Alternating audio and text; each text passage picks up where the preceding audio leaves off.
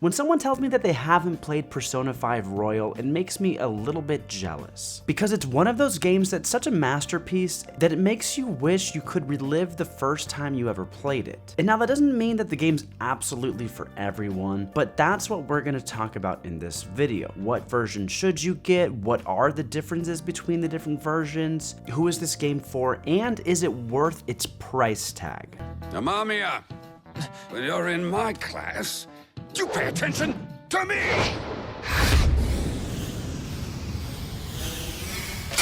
Persona 5 is a game about high schoolers who stumble upon a mysterious psychological realm where they're able to enter people's minds and change their hearts. This is called the cognitive realm, and it's basically a physical manifestation of Jung's idea of the subconscious. Things are warped in this world to how the subject actually feels about the world around them. For example, an overbearing and abusive volleyball coach sees the school he works at as his castle that he rules over as the king. So when you enter his cognition, you have to infiltrate a castle which he is the ruler of. This is a really cool and fun idea because it lends itself to dark and serious topics, while still allowing the developers to have fun, be creative, and just go wild. And as for the player and his friends, all of you of course have your own set of powers, which all line up for the most part with different tarot cards. For example, the main character has the Fool archetype, which also plays out in his personality and the story of the game, but also has its own attributes that align with it in the cognitive realm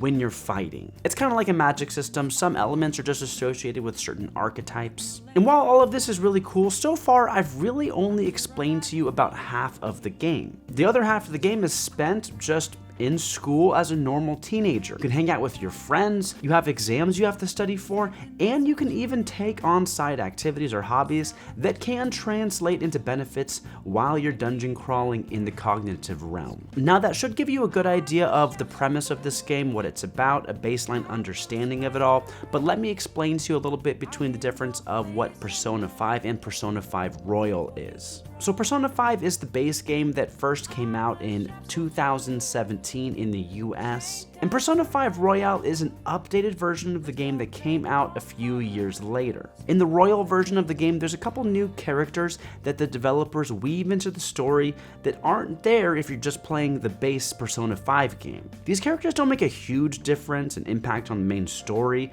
but after the base game ends, there's an extra semester of the school where these characters take on a much more important role in the main story. That extra semester is about 20 to 30 hours of gameplay. It's pretty significant. And one tip, if you are playing the Royal version of the game, do make sure you look up who these special characters are and make sure that you max out their confidant requirements so that you get to unlock this special extra semester, because there is a possibility that you miss it, but it's pretty hard to miss. But just to be safe, look it up, make sure you max out these characters' confidants, which shouldn't be too hard. This isn't the only difference between base Persona 5 and Persona 5 Royal. Persona 5 Royal also includes new fully animated cutscenes, which look amazing, by the way. The game also has more personas to play with, and there's other quality of life improvements as well. And overall, it's the definitive version of the game, which just happens to have an extra 20-30 hours of gameplay at the end. And in my opinion, this last semester is very good and very much worth your time. I would say there's really no reason to just play the base Persona 5 at this point,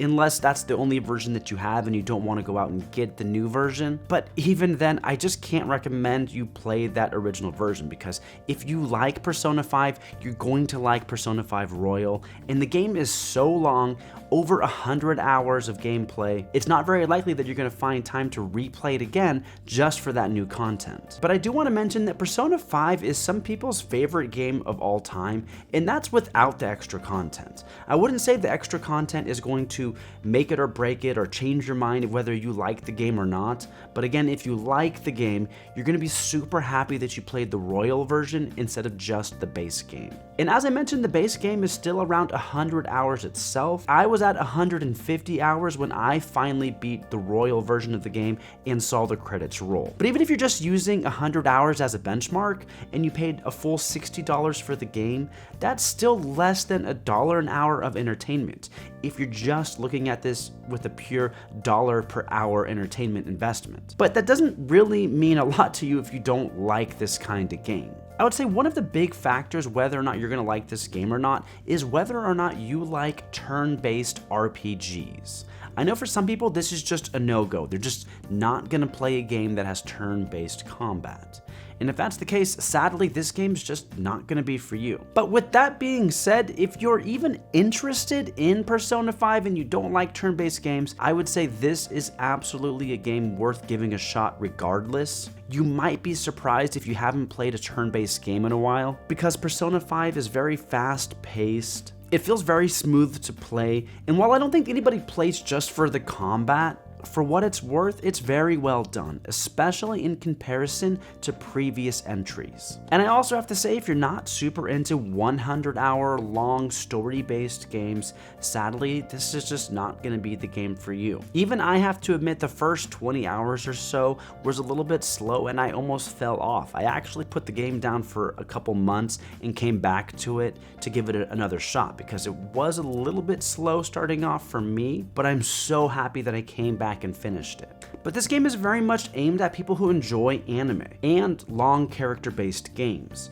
The tone of the game is also very similar to animes like One Piece, where it can be very serious at times, but is also pretty silly and lighthearted as well. So if you're looking for a more grounded, gritty story, something like Cyberpunk or The Witcher 3 might be more up your alley than Persona 5. And that's not to say that Persona 5 doesn't take on serious and adult themes. It absolutely does. And if you haven't played a Persona or an SMT game before, it might surprise you just how dark this game can get. One last piece of advice for people that are considering this game: try and play it on a handheld if you can. I played the game on my Steam Deck for the most part, and the game's graphics are pretty light, so I'm sure the Switch version of the game plays well also. But I really recommend playing it on a handheld just for the fact that it's a great game to cozy up on the couch or in bed with and play. But that being said, I did probably play about half of the game on my TV as well, so you really can't go wrong either way. But long story short, Persona 5 Royal is very much worth playing in 2025